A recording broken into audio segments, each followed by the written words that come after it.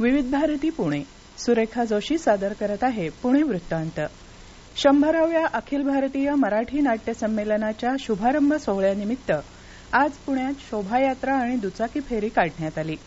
बालगंधर्व रंगमंदिरापासून गणेश कला क्रीडा मंचापर्यंत ढोल ताशांच्या गजरात वाजत गाजत निघालेल्या या भव्य शोभायात्रेत 300 दुचाकी, 10 रथावर विराजमान झालेले ज्येष्ठ कलाकार आणि विविध नाटकांमधून रसिकांच्या पसंतीला उतरलेल्या 100 व्यक्तिरेखांचा समावेश होता.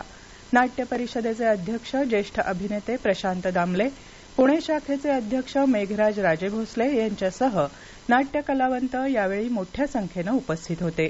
त्यानंतर मान्यवरांच्या उपस्थितीत रंगमंच पूजन करण्यात आलं. या सोहळ्यात आज कीर्तन, नाट्यसंगीत, लावणी असे कार्यक्रम होत आहेत. दरम्यान पिंपरी चिंचवड इथं उद्यापासून सुरू होणाऱ्या 100व्या अखिल भारतीय मराठी नाट्य संमेलनात यंदा प्रथमच लहान मुलांसाठी बालनगरी उभारण्यात आली आहे. संमेलनाचे 2ही दिवस या बालनगरीत लहान मुलांसाठी भरगच्च कार्यक्रम असतील. कंत्राटी डॉक्टरांच्या मानधनात वाढ करण्याबाबतचा प्रस्ताव वैद्यकीय शिक्षण विभागानं तयार करावा, त्यासाठी वित्त विभागाच्या माध्यमातून सहकार्य करण्यात येईल अशी ग्वाही उपमुख्यमंत्री आणि पुणे जिल्ह्याचे पालकमंत्री अजित पवार यांनी आज दिली. बीजे शासकीय वैद्यकीय महाविद्यालय आणि ससून सर्वोपचार रुग्णालयातील विविध विकास कामांच्या लोकार्पण समारंभात ते बोलत होते. सर्वसामान्य रुग्णांवर उत्तम उपचार व्हावेत यासाठी आरोग्य सुविधांवर भरीव तरतूद करण्याचा शासनाचा प्रयत्न असल्याचं पवार यांनी सांगितलं. केंद्र शासनाच्या विविध योजनांचा लाभ सामान्य नागरिकांना मिळावा यासाठी पुण्यातील वडगाव इथल्या श्रीमंत सरदार महादजी शिंदे उद्यानात विकसित भारत संकल्प यात्रेचं आयोजन करण्यात आलं होतं. यात 300 नागरिक सहभागी झाले. पुणे शहरात समाविष्ट गावातल्या जिल्हा परिषदेच्या 61 शाळा पुणे महापालिकेकडे हस्तांतरित केल्या आहेत. उर्वरित 4 शाळा लवकरच हस्तांतरित केल्या जातील. शासनाच्या अंतिम मान्यतेनंतर महापालिका पवित्र पोर्टलच्या माध्यमातून 355 शिक्षकांच्या भरतीसाठी प्रक्रिया सुरू करणार आहे. महापालिकेचे अतिरिक्त आयुक्त रवींद्र बिनवडे यांनी आज पत्रकार परिषदेत ही माहिती दिली.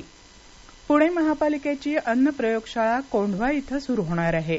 यासाठी निविदा प्रक्रिया सुरू करण्यात आली आहे. पशुवैद्यकीय अधिकारी सारिका फुंदे यांनी आज पत्रकारांना ही माहिती दिली. गेल्या 8 वर्षापासून ही प्रयोगशाळा बंद होती. सज्जनगडच्या श्री समर्थ सेवा मंडळाच्या वतीनं दिला जाणारा 2019 या वर्षासाठीचा श्री समर्थ संत सेवा पुरस्कार डोंबिवलीचे ज्येष्ठ नारदीय कीर्तनकार हरिभक्त परायण आनंदबुवा जोशी यांना जाहीर झाला आहे. 21,000 रुपये, मानपत्र, शाल, श्रीफळ असं त्याचं स्वरूप आहे. येत्या 9 जानेवारीला संस्थेच्या अमृत महोत्सवाच्या निमित्तानं होणाऱ्या कार्यक्रमात ज्येष्ठ प्रवचनकार मंदाताई गंधे यांच्या हस्ते पुरस्कार वितरण होईल. मंडळाचे कार्यवाह योगेश बुवा रामदासी यांनी आज ही माहिती दिली. मांजरी इथल्या वसंतदादा साखर संस्थेतर्फे दिल्या जाणाऱ्या विविध पुरस्कारांची घोषणा संस्थेचे उपाध्यक्ष आणि राज्याचे सहकार मंत्री दिलीप वळसे पाटील यांनी आज केली. दिवंगत वसंतदादा पाटील यांच्या नावानं दिला जाणारा सर्वोत्कृष्ट साखर कारखाना पुरस्कार कोल्हापूर जिल्ह्यातील छत्रपती शाहू सहकारी साखर कारखान्याला, तर दिवंगत विलासराव देशमुख सर्वोत्कृष्ट उद्योजकता पुरस्कार अहमदनगर जिल्ह्यातील सहकार महर्षी शंकरराव कोल्हे सहकारी साखर कारखान्याला जाहीर झाला आहे.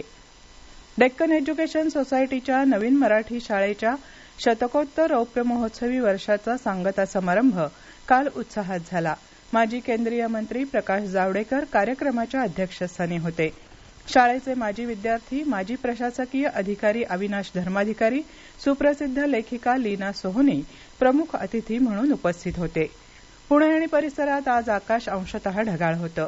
कमाल तापमान 30 तर किमान तापमान 14 अंश सेल्सिअस नोंदवलं गेलं. उद्याही साधारण असंच तापमान असेल असा पुणे वेधशाळेचा अंदाज आहे. हा होता आजचा पुणे वृत्तांत. उद्या पुन्हा भेटू विविध भारती पुणे केंद्रावर संध्याकाळी 6 वाजता ताज्या पुणे वृत्तांतमध्ये. नमस्कार.